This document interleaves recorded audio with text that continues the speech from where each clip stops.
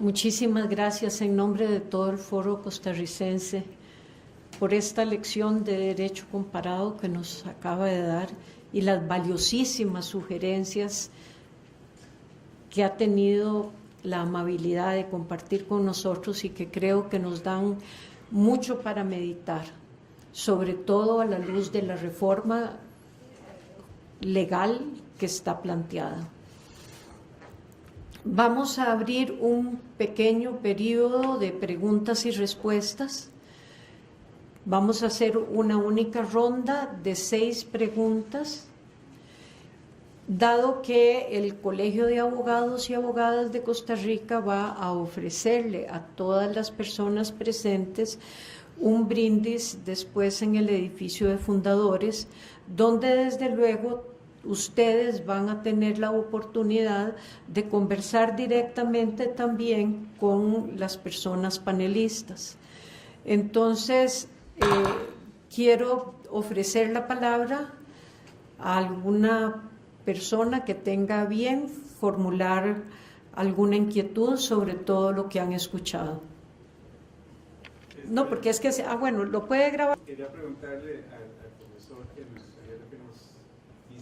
visita, en el marco de lo que usted está planteando, cómo extender el tema de la independencia, pero no solamente frente a partidos políticos, que sin duda es una cuestión importante, sino frente a otras fuentes de poder, que también tienen sus intereses y sus particulares posiciones, por ejemplo, medios de comunicación, por ejemplo, cámaras empresariales, también cámaras gremiales, porque en realidad esto es un juego de intereses y aquí de lo que se trata es precisamente de preservar la independencia del juez respecto a cualquier cosa, y ese es el aspecto fundamental.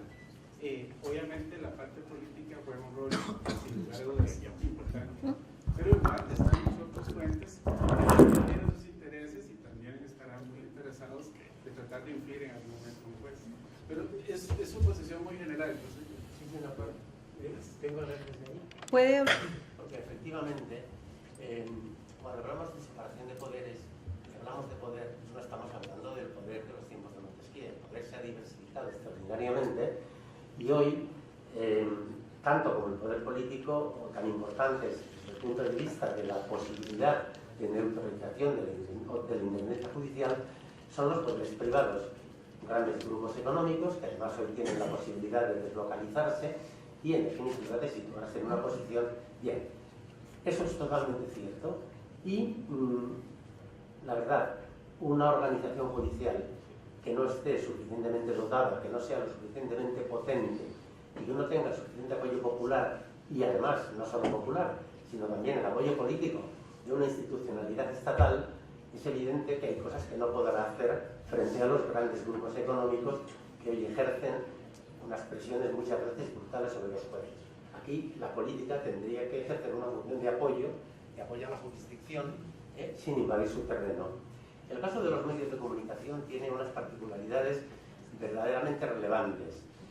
Yo he sido juez en 2 épocas muy diferenciadas, es decir, he sido juez en una época sin medios de comunicación.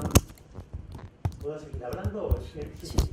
Sin medios de comunicación, o cuando los medios de comunicación ejercían una función prácticamente marginal, daban alguna noticia relativa a los tribunales, con otro momento que es el actual, en el que las noticias judiciales abren los periódicos, ¿no? Y son los expertos en política nacional los que tratan estos temas. Convivir con unos medios de comunicación de corte empresarial como son los actuales, con una fuerza enorme, que pueden organizar desde procesos paralelos hasta cualquier cosa, es francamente difícil. Y aquí entra también de nuevo la necesidad de que el juez no esté solo. El juez debe tener, por una parte, una cultura específica, creo que una cultura que nos falta, una cultura para ser capaces de moverse con solvencia y con valentía en el terreno de los medios, y debe tener el apoyo de la institución, esa institución que tendría que existir y además cumplir una función que en Italia cumplió bien muchos años, sin la que de otro modo no sería posible. El Consejo de Europa tiene una preocupación, ha manifestado una preocupación enorme por una forma de presión de los medios que es enormemente sinuosa pero por otro lado muy peligrosa. Y es esa especie de do-des que el medio puede entablar con el juez. Yo juez, doy información privilegiada a cambio de buena imagen, ¿no? Esa especie de juego que se convierte en una forma tremendamente sinuosa de neutralizar o de reducir el ámbito de la independencia. En todo caso, hay una parte del problema que atañe al juez. Es decir, el juez debe estar dotado de una formación idónea, debe además ser capaz, desde el punto de vista ético, de hacer frente pues, a los desafíos de la profesión, pero el juez no puede estar solo. Cuando digo juez, quiero decir juez, evidentemente, no puede estar solo. Hace falta una institución de soporte, pero no una institución que reduzca su capacidad de independencia, sino que la potencie. Y es esa institución que habría que construir. Por lo que veo aquí, pero también en España, donde la actualmente existente no es nada satisfactoria. Eso sí, tenemos un buen estatuto judicial. Un juez en España puede ser tan independiente como quiera. Eso supone poner en juego algún nombramiento discrecional, pero nada más. Muchas gracias. Muchas gracias. Agradecerle al Colegio de Abogados y más bien solicitarle que este tipo de debates continúen. El país lo necesita, el gremio de abogados lo necesitamos también, porque la agenda que hoy se planteó es importante, pero no está agotada.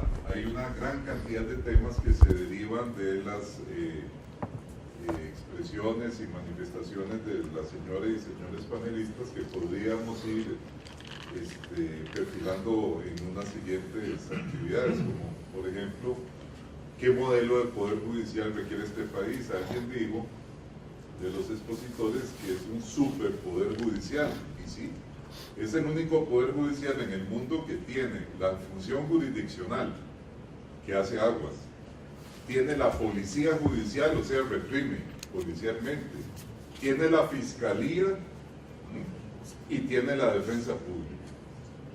Es un poder extraordinario y yo siempre y que por eso es el interés de la clase política, ¿verdad? Y aquí no se ha hablado para nada, porque se va a hablar sin lugar a dudas en otro momento, la labor del OIJ, la labor de la Fiscalía, la labor de la Defensa Pública, en ese escenario de crisis que tiene el sistema de justicia costarricense, porque no se puede ver de manera aislada. Otro tema que también creo que podría ser desarrollado es lo relacionado al tema de la evaluación del desempeño de los jueces. Ahí incorporo la labor de los magistrados y magistradas de este país. Es un tema muy sensible, es un tema que creo que ningún ordenamiento a nivel comparado ha logrado encontrar soluciones definitivas. Estamos tratando de hacer algo al respecto aquí, pero normalmente esa materia es una materia que genera grandes rechazos por parte de las organizaciones gremiales que tienen el Poder Judicial. Hay 29 organizaciones gremiales que integran el Poder Judicial y hablar con cada una de ellas es bastante difícil porque cada una de ellas representa intereses gremiales muy distintos. Y un tercer aspecto, y retomo la última observación que hizo el profesor Perfecto Ibáñez al puro final, que me parece muy importante y no debemos olvidar que cualquier reforma que se pretenda hacer del Poder Judicial debe tener una participación militante y activa de la sociedad. Y eso es algo que en este país no se ha dado. Las organizaciones sociales, el tema de la justicia no lo tienen en su agenda. Los partidos políticos que representan a las grandes mayorías de la clase trabajadora, pues tienen una agenda también muy orientada a las reivindicaciones sociales de los grupos que ellos representan y defienden, pero el tema de justicia no es así. Y lo digo con conocimiento de causa. Yo soy responsable de un programa de participación ciudadana del Poder Judicial. Y cuando elaboramos ese programa, ninguna entidad de la sociedad civil quiso acompañarnos en la experiencia. Todavía la estamos esperando. Ninguna. Hubo un caso de una ONG que le fuimos a conversar y dijeron, ¿quién sabe qué cochinada deben ocultar? y entonces quieren que ustedes tengan compañeros de viaje para ocultar eso. Después se le explicó al compañero que no era así, pero ha costado mucho. ¿Y saben dónde cuesta más? No solamente cuando se dialoga con las organizaciones sociales, sino cuando se dialoga al interno del mismo Poder Judicial. Todavía, ahora con la crisis tan severa que está viviendo el Poder Judicial, se hizo la posibilidad de encargarme a mi persona y a un grupo de funcionarias y funcionarios establecer toda una política a través de métodos, etcétera, de participación ciudadana para el diálogo que se debe ahora reconstruir con el tema de que todos sabemos. El miércoles pasado tuvimos la primera reunión. A esa reunión invitamos gremios del Poder Judicial e invitamos a una gran cantidad de organizaciones sociales. Solo llegaron 2 representantes de los gremios judiciales y uno de ellos lo que nos dijo fue que hay temas de los que queremos discutir, como es el tema de la elección de magistrados, como es el tema de la carrera judicial, como es el tema del código de conducta de los jueces y juezas, en donde la sociedad no tiene nada que decir porque son temas muy técnicos. Y esa persona forma parte de un sindicato de los más progresistas que tiene el Poder Judicial, porque lo digo en esos términos, de los más progresistas. Tiene miedo a que la sociedad diga algo sobre estos temas y que no se le dé participación activa, participación conductiva a la sociedad sobre estos temas. Y el otro, la única organización que se presentó, y vamos a trabajar con ella y vamos a seguir llamando a la sociedad civil para que digan cosas sobre los distintos proyectos que están siendo elaborados, fue una que dijo, bueno, yo participo, SEGIL se llama, pero con una participación directa en todas las comisiones que se integraron para desarrollar estos productos. Lo digo a título de realidad, porque con eso estamos trabajando ahora, en donde si no hay, profesor, una participación directa y concreta de la sociedad civil, cualquier reforma que se pretenda del sistema de justicia en el campo organizativo y en el campo de la jurisdicción sería una reforma hacia lo interno. Serían nosotros mismos los que estemos propiciando las reformas para que, y ese es el temor mío, y lo digo como ciudadano, para cambiar las cosas para que todo siga igual, como en la famosa novela de Gato Pardo, ¿verdad?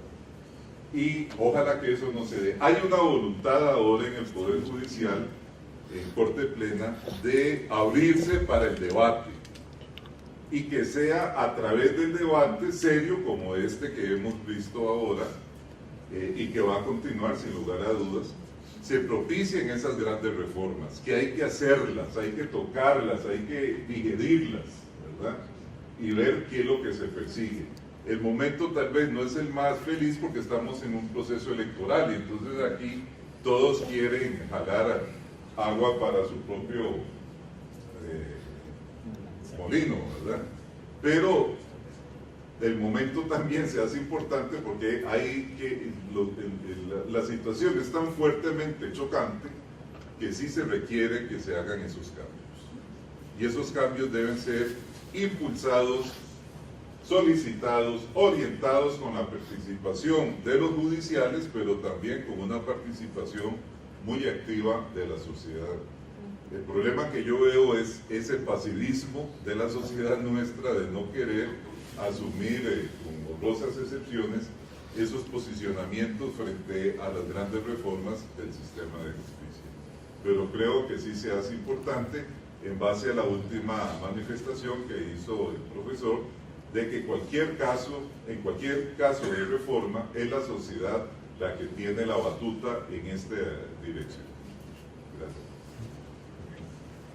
Muchas gracias, don Román, por lo que usted acaba de expresar. Tenga la seguridad que a mis compañeros de junta directiva del colegio haré llegar las sugerencias que usted acaba de darnos, pero además usted acaba de poner el dedo en la llaga en una cosa que es sumamente importante, y es la urgencia de la participación ciudadana en este tipo de procesos. El gobierno abierto no funciona si la sociedad civil no se organiza y no participa. Es más, es una de las columnas vertebrales para que se pueda dar el gobierno abierto. Creo que la Corte dio un paso fundamental en ese camino al iniciar un proceso de gobierno abierto en el Poder Judicial, pero requiere sine qua non la participación de la sociedad civil. Ojalá que muchas de las personas presentes hoy se decidan a dar esos pasos y a participar activamente en estos procesos. Tenemos la participación suya, después de don Alex y después la suya. Entonces, primero la del muchacho que él había pedido antes. Gracias. Sí, yo creo que es muy meritorio este espacio y creo que es motivo de celebración que estos temas se están discutiendo acá. Yo tengo una pregunta, pero no puedo evitar referirme muy brevemente a lo que don Román menciona. Yo soy parte de la sociedad civil desde varios espacios y creo que hay que ver la imagen completa. Ciertamente la participación en este país quizás no es la que uno desearía. Sin embargo, hay que entender que el Poder Judicial es un Poder Judicial que se asemeja mucho a una caja negra. Es un Poder Judicial cerrado, un Poder Judicial oscuro, un Poder Judicial hermético, el cual difícilmente un ciudadano o una ciudadana puede entender, puede conocer qué es lo que pasa allá adentro. Recientemente se empiezan a transmitir las sesiones de Corte Plena por Facebook Live, por streaming, perdón, y difícilmente uno sabe si lo que está viendo es una puesta en escena de decisiones que ya vienen cocinadas desde antes, o si realmente estamos viendo cómo funciona el Poder Judicial y cómo se toman realmente las decisiones. Entonces yo comparto que hay mucho que mejorar desde la sociedad civil, pero al mismo tiempo el Poder Judicial sigue siendo el poder quizás menos conocido, menos transparente, más cerrado de la ciudadanía, y eso no podemos ignorarlo. No podemos ignorar que la ciudadanía desconoce siquiera cómo funciona un proceso judicial, y esto es en parte también responsabilidad de los operadores judiciales que han construido procesos tremendamente complejos, tremendamente formalistas, que sin un abogado o una abogada simplemente es impensable llevar adelante un proceso judicial por lo complejo que es. Entonces creo que hay que ver, digamos, la imagen completa y no simplemente tirar en la bola a la sociedad civil, que eso es muy fácil cuando uno está en la institucionalidad.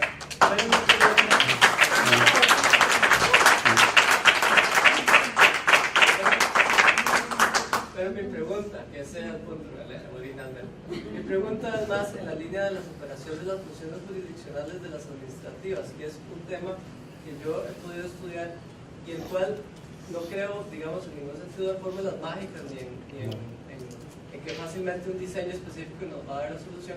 Sin embargo, en el caso costarricense, la Corte Suprema no solo concentra a las personas que deciden en última instancia todos los procesos judiciales, sino también la máxima autoridad administrativa. Y además, con la reforma del 93 se crea el Consejo Superior, pero en realidad fue virtualmente se les transmitió el poder, pero en la realidad no es así. La Corte Plena sigue manteniendo todas estas funciones. Entonces, tal vez si el profesor nos pudiera dar algunas líneas, quizás no una fórmula mágica, porque eso no existe, pero algunas líneas de hacia dónde deberíamos avanzar en esa separación de funciones administrativas de lo jurisdiccional. Yo creo que un primer paso sería optar por un cierto rigor conceptual. Aquí se llama poder judicial a lo que no es poder judicial, a lo que es otra cosa.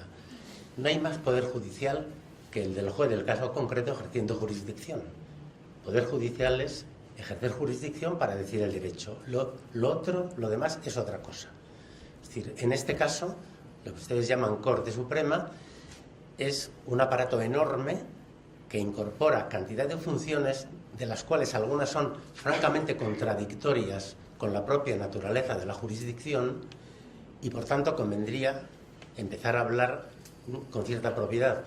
No es un reproche, me parece que es una observación necesaria.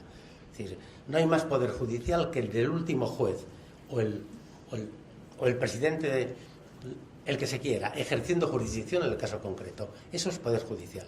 Lo otro habría que empezar a llamarlo de distinta manera.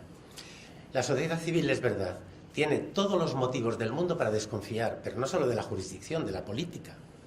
Es así. Lo que pasa es que ¿a dónde nos lleva eso si se fomenta y no se revierte? Aquí lo que creo es que hay un papel importante en las corporaciones que tienen la posibilidad de contribuir a cambiar la imagen o a generar interés, porque si no hay una demanda social de reformas judiciales, de una buena jurisdicción, no habrá una respuesta idónea. Pero esto también pasa con la política. Tenemos una mala política, tenemos una política en muchos casos delincuente, que está cayendo en los juzgados masivamente, pero no porque la metan los jueces, porque es ella la que se mete. ¿Qué hacemos?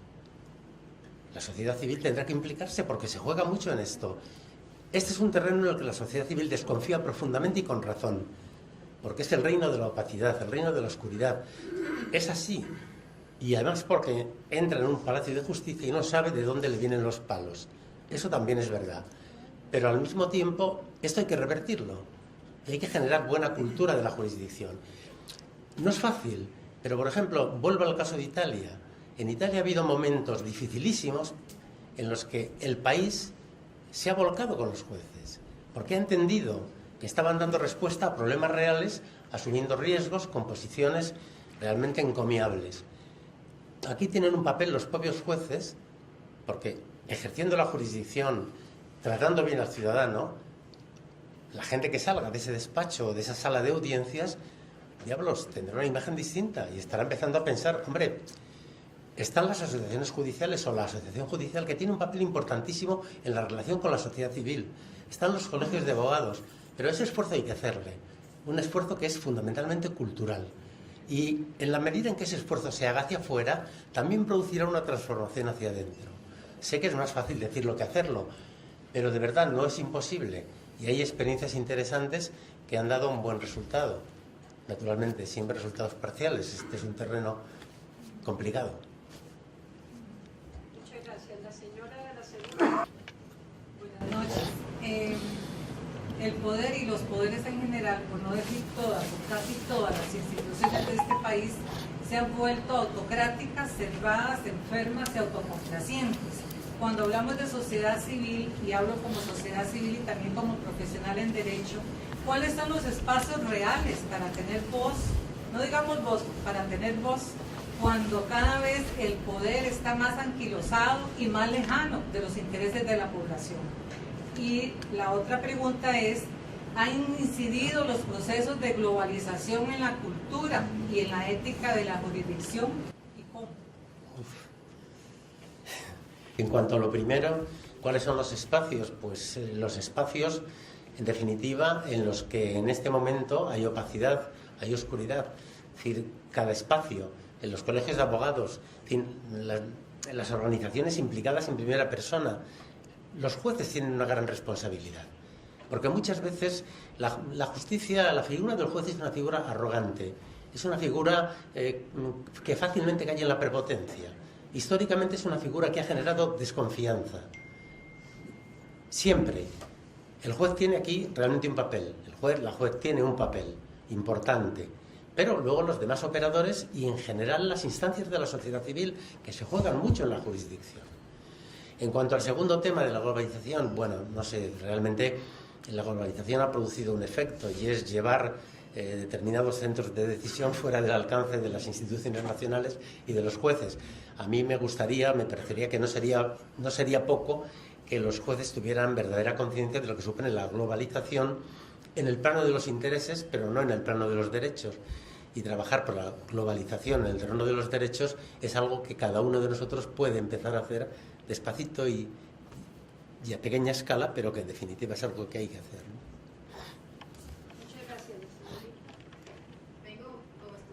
Y también como sociedad civil. Entonces sí quería como lanzar la pregunta de qué realmente entendemos en Costa Rica como democracia, porque pareciera ya después de lo que vimos que se entiende la democracia desde un modelo de representatividad y no desde un modelo participativo que bien ahí entraría la sociedad civil, ¿verdad? Entonces creo que hay que también cuestionarnos, el Estado-Nación se creó y con él la democracia, pero ¿qué democracia entendimos? Y también entender que nuestra realidad como territorio costarricense no es muy diferenciada con la realidad centroamericana, y creo que nos han contado la historia de que somos la suiza centroamericana, pero no nos damos cuenta que estamos permeados por violencia y con ella también desigualdad social, y que en eso también hay un poder político y un poder religioso que se funden, ¿verdad?, para de repente hacernos influir dentro de la sociedad civil. Y mi pregunta va en dos vertientes, una hacia el invitado especial.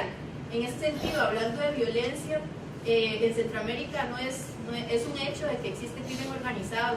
Entonces, ante el debilitamiento de las instituciones públicas que hay en toda Centroamérica, y bueno, acá estamos viendo el caso de Costa Rica, que ha perdido credibilidad, ¿cómo atiende el Estado-Nación a este tipo de problemáticas? Y con ello también hay un narcotráfico, por ejemplo, desde la experiencia en Italia con las mafias. Desde esa perspectiva quisiera que me diera tal vez cómo se atendió. Y otra pregunta va dirigida, bueno, aprovechando que en el espacio hay representantes de Asamblea Legislativa y demás. Costa Rica no tiene legislación para tratar el tema de desapariciones forzosas. Esto quiere decir que si el Estado comete un delito, el Estado, ¿verdad?, en términos de, ojalá, como fuese como el Leviatán, como esa metáfora que se utiliza, pero aún así comete un delito contra la ciudadanía, ¿quién lo va a juzgar? Y en ese sentido, ¿cuál es la propuesta que hay desde el Poder Judicial y desde el Poder Legislativo por una legislación para desapariciones forzosas? Esas serían las dos preguntas. Yo únicamente voy a responder al tema de la pregunta sobre Italia y la mafia. El caso italiano es muy interesante, por muchas razones. Hace como 40 años, yo recuerdo haber sido invitado a un coloquio en Bolonia en el que se trataba de llevar a la sociedad civil la idea de que la mafia no era solo una cuestión siciliana, sino de toda la sociedad y del Estado. Bien, con el tiempo terminaría generándose una cultura de que efectivamente es así. Es decir, el famoso verso de Toto Riina a Andreotti tenía algo más que de simbólico, ¿no? Pero el papel de la jurisdicción fue muy importante, porque hay un momento en que en Italia la única respuesta a la mafia es jurisdiccional. Es jurisdiccional, de jueces que muchas veces están desprotegidos, tan desprotegidos que el general Dalla Chiesa, que va a Sicilia con todos los poderes a raíz de un asesinato importante, lo asesinan poco después porque el Estado le deja solo. Entonces, la jurisdicción en este caso tuvo una gran capacidad de movilización, a un precio altísimo, pero, y bueno, esa es una de las posibilidades o una de las funciones que puede ejercer la jurisdicción, una función realmente como consecuencia de un buen ejercicio de su cometido específico. Es decir, llevar a la gente la convicción, primero, de que el fenómeno, un determinado fenómeno delincuencial existe, y en segundo lugar, la idea de que una parte del Estado, en este caso la jurisdicción, está empeñándose en la lucha contra ese fenómeno, aunque realmente los jueces no estamos llamados a luchar. El juez no lucha, el juez juzga. Esta es otra historia. Pero en cualquier caso, hacer frente con los medios propios de la jurisdicción a un fenómeno, como fue el de la mafia, ha contribuido a generar una cultura distinta. Y esto yo creo que es algo que se puede decir tranquilamente, y la mafia ha perdido poder. No digo que no lo tenga, pero ha perdido poder. ¿Hay preguntas para Costa Rica?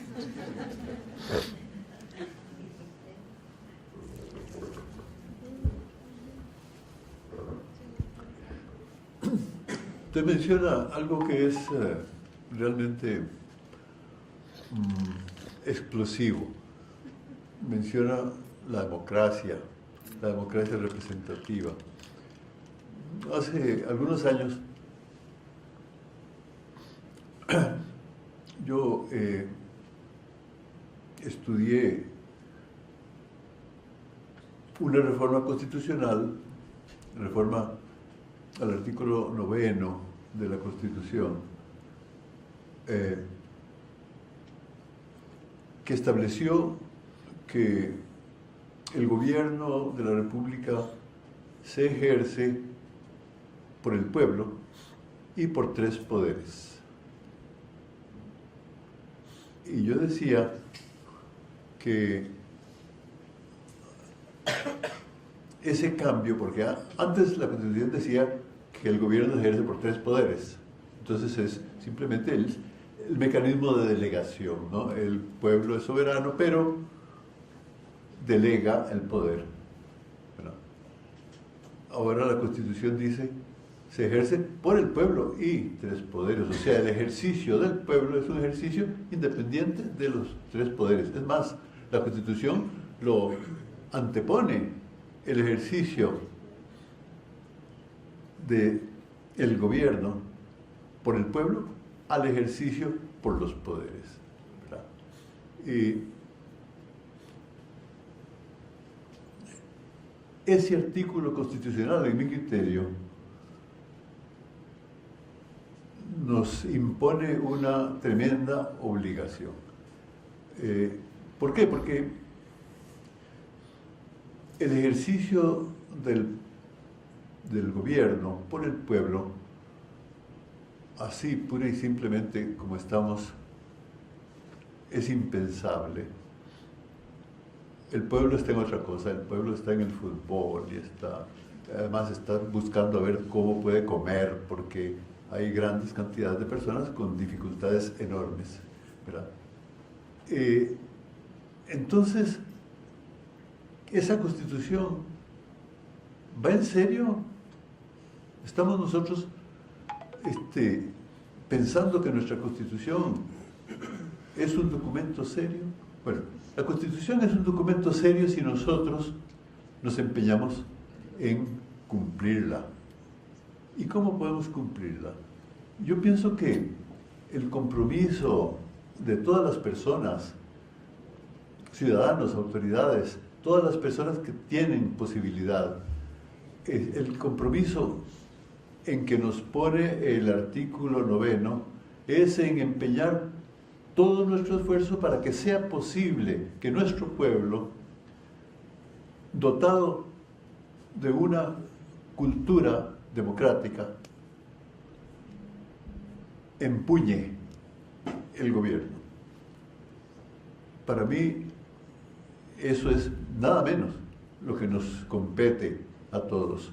Sin embargo, han pasado los años y por ninguna parte se ve que nadie quiera asumir el compromiso de que este país cumpla su Constitución y de que el pueblo pueda ejercer un poder que sea la expresión de una cultura popular.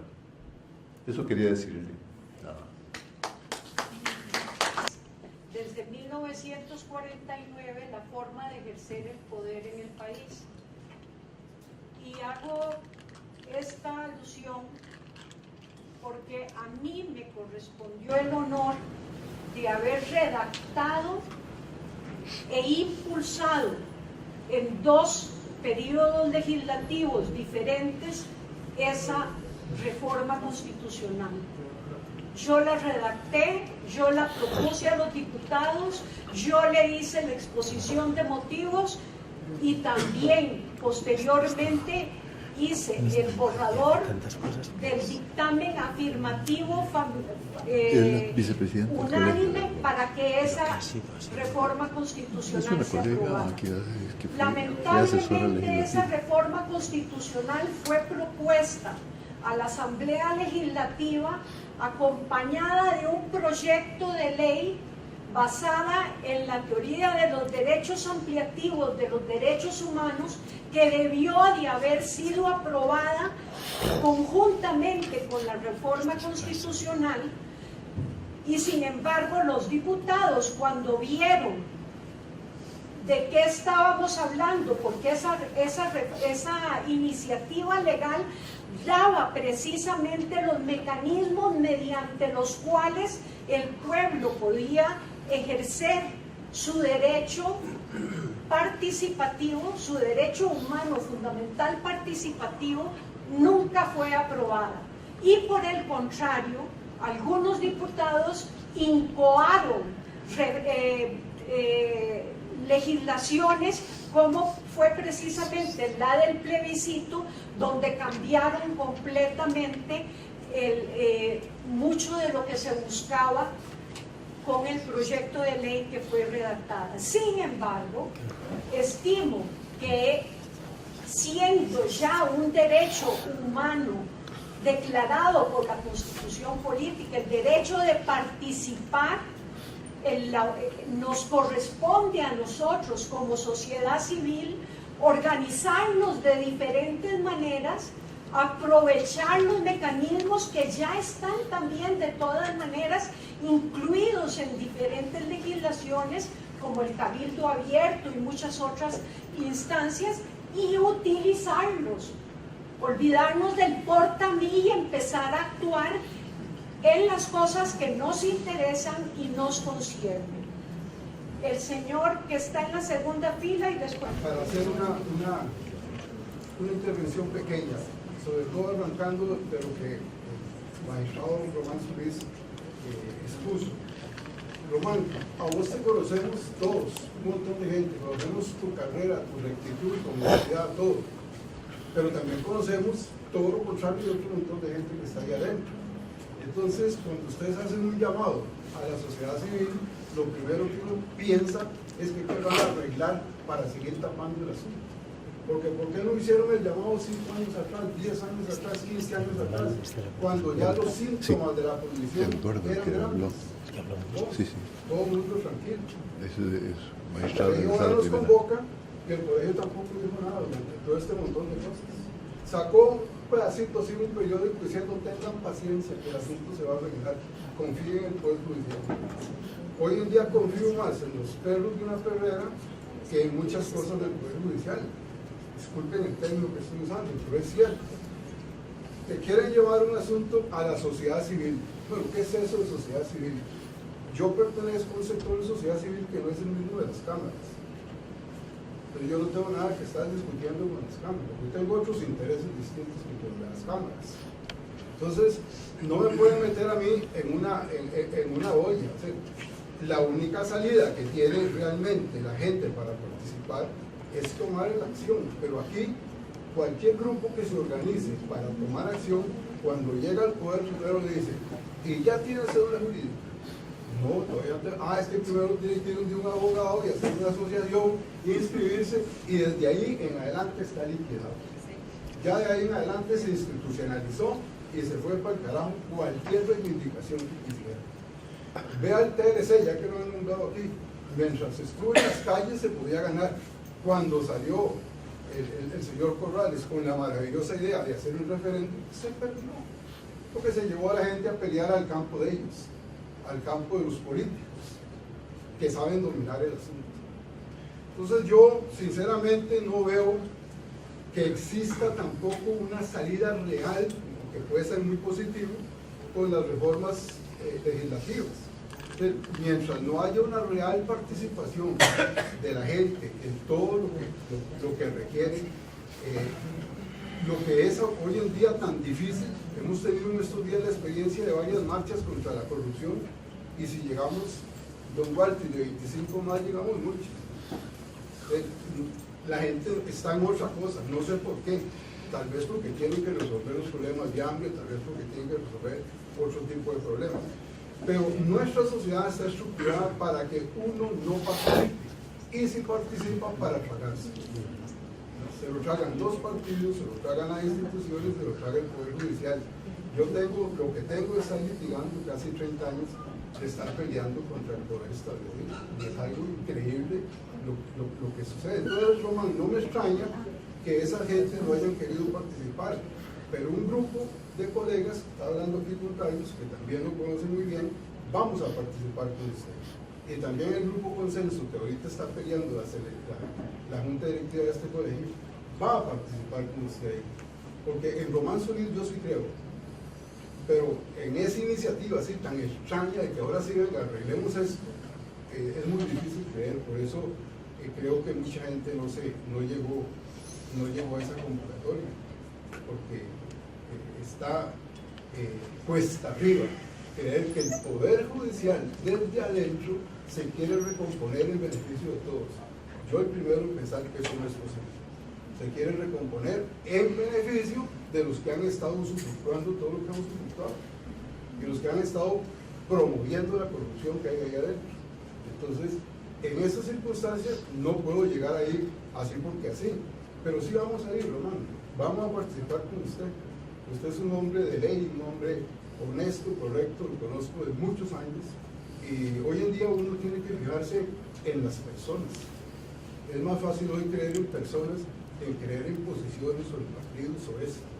Pero que no me digas qué pensar, no, decime qué has hecho para que yo pueda confiar en vos.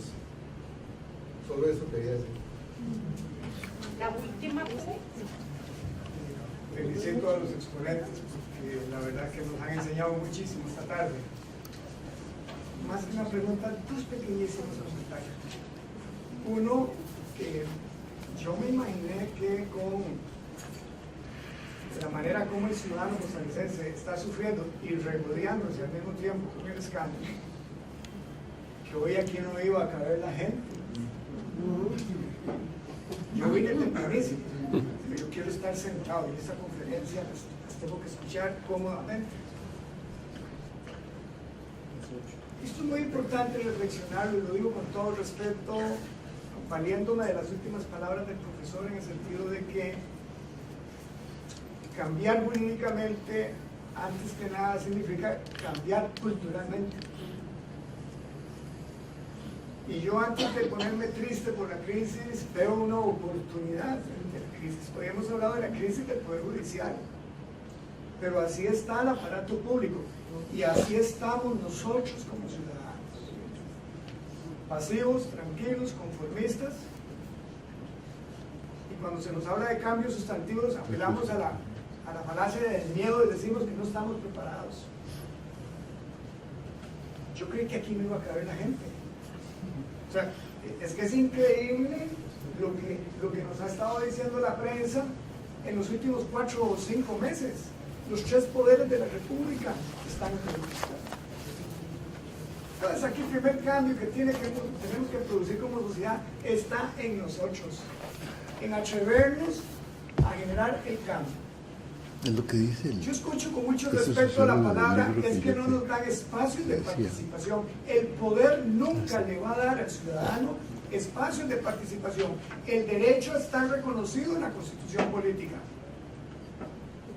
Pero nunca el poder se va a organizar, digo yo, los presidentes, los ministros, los magistrados, los gerentes, etcétera. Vengan, ciudadanos, hoy aquí les preparamos una gran actividad para que ustedes participen. La participación hay que generarla desde abajo, y participar es muy difícil porque hay que hacerlo ad honorem. Hay que estar a las 7 de la noche en una mesa redonda. Nadie nos va a pagar por participar, pero si de verdad queremos a Costa Rica, y si no es paja lo que decimos en las redes sociales o cuando criticamos a la clase política, tenemos que participar. Ese es un tema. El artículo 9, Walter, usted lo analiza en su máxima inteligencia. Se establece que el gobierno de la República lo ejerce el pueblo y los 3 poderes, etc. Pero nosotros como pueblo no hemos querido ejercer el gobierno. Nosotros como pueblo no hemos podido promover un referéndum. Solo ha habido un referéndum promovido por Casa Presidencial, con toda la maquinaria que eso implicó. Pero nosotros como pueblo no hemos querido, o no hemos podido, porque además los principales actores políticos que tienen que ver con el referéndum, Tribunal Supremo de Elecciones y Sala Constitucional, han jugado con los dados cargados para impedir el referéndum. Y más allá de las pequeñas trabas o problemas jurídicos que exista en un instituto que no hemos podido practicar para depurarlo por medio de la experiencia, los principios jurídicos de derecho constitucional deben aplicarse en favor de la participación del pueblo. Tenemos una democracia reducida en procedimientos. Nosotros como pueblo nunca hemos ejercido el gobierno, nunca, excepto con el referéndum. Es la única decisión de política pública que ha tomado el pueblo costarricense desde el día de la independencia al día de hoy. No le tengamos miedo a los derechos que nos da la Constitución. Y termino con esto, me da mucha pena, ya me extendí. Las crisis son oportunidades. Y coincido con el magistrado Román Solís, don Román Solís, en el sentido de que esto que ustedes hoy han abierto sea nada más el inicio de una larguísima conversación. Pero aquí hago una advertencia, no es la primera vez.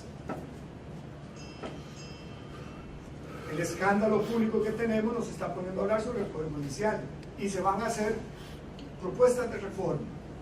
Hace 2 meses participó en una actividad parecida a esta, promovida por el PNUD y el CIEP, Centro de Estudios e Investigaciones Políticas de la Facultad de Ciencias Políticas, y se presentó un documento muy bien elaborado en el que se dice que en Costa Rica, desde la década de los años 80 hasta el día de hoy, se han presentado o se han hecho estudios o propuestas de reforma políticas institucionales de la profundidad de lo que se menciona aquí 22 veces.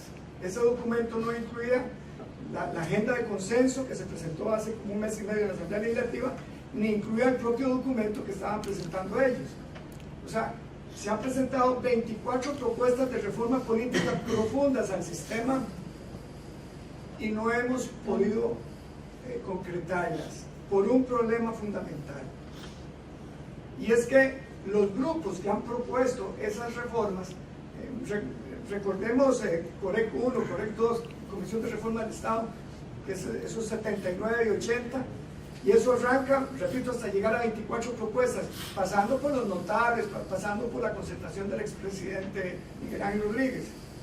Todas esas propuestas las proponen grupos inteligentes que actúan con muy buena fe, pero en espacios jurídicos, en espacios donde el grupo que actúa no tiene capacidad ni competencia para transformar esas propuestas o en políticas públicas o en normas jurídicas vinculantes.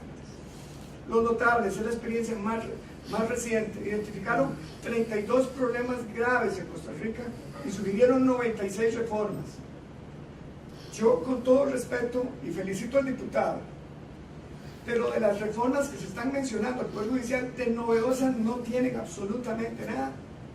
De esto venimos hablando en Costa Rica desde hace años. Entonces el tema aquí es lograr que estos temas se puedan conversar, y no lo voy a decir, ustedes adivínenlo, en un espacio jurídico donde el grupo que habla y conversa con la influencia ciudadana pueda transformar eso en reformas, porque mis temores van porque todas estas buenas iniciativas se nos puedan quedar en papeles que, aunque si bien producidos de muy buena fe, el grupo que los produjo no tenía capacidad para transformar eso en normas jurídicas. Entonces, metámonos a trabajar. ¿Cómo que no hay espacios de participación? Si eso es una decisión personal. Salvemos esta democracia. Estoy alarmadísimo con el informe sobre el Estado de la Nación que se presentó hace una semana. La ilustración es una tortuga con la panza para arriba. Así está Costa Rica, con la panza, con las patas para arriba. Y esas patas y esa tortuga no la va a enderezar los partidos políticos ni la clase política. Nos toca a nosotros como ciudadanos, pero tenemos que decidirnos a participar y dejar ese cuento de que no nos dan espacio. No, hay que tomar las calles, hay que tomar los auditorios, hay que ocupar las conferencias, hay que atreverse a hablar con valentía y sin miedo a que nos congelen. Digo yo muy respetuosamente, y perdone que me